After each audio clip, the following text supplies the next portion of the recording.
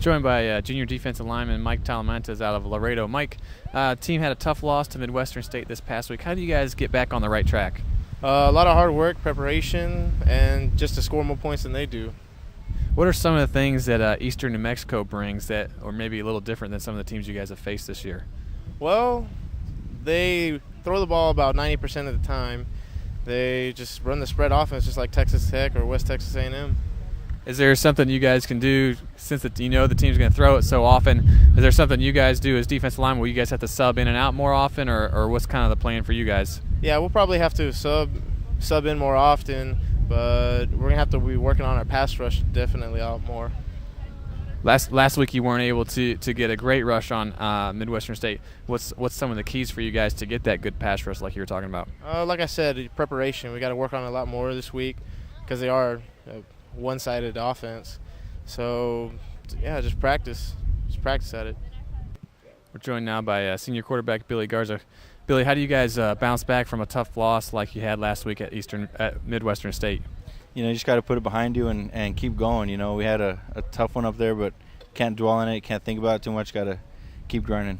Was it tough for you guys? They kind of jumped out right off the bat. Did that kind of limit the offense, what you guys could do? Because it seemed like you guys were able to move it fairly well. You just didn't really have the ball too often. They did a good job of keeping the ball away from us in the first half. They limited our possessions, but even going into halftime, we still felt pretty good. We felt like we could make a comeback. We just we weren't able to get anything going offensively. This week against Eastern New Mexico, what are some of the things you guys will look to exploit? We had some success with some things last year. We saw some film. We're looking at some newer things this year. We just gotta, I guess, pretty much come out more in tuned and as one, I guess, offensively. We came out bad last week.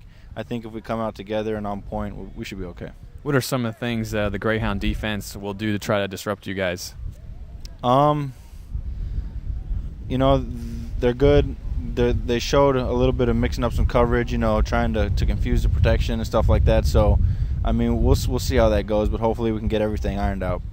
My name is Markeith Wesley. I'm joined here by junior center Tim Byerly. Tim, what do you think about last weekend? Well, last week was a tough loss for us. We didn't play nearly up to our potential. There's a lot of things that went wrong that shouldn't have, that we prepared for during practice, but didn't translate well for the game. Okay. So you feel that this week is going to be a better week?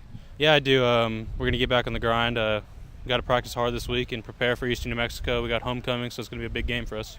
So what do you do different coming off a loss like that and trying to get prepared for this win?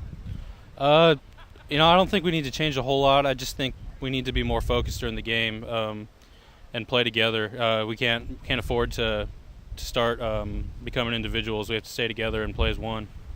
Thanks, Tim. Thank you.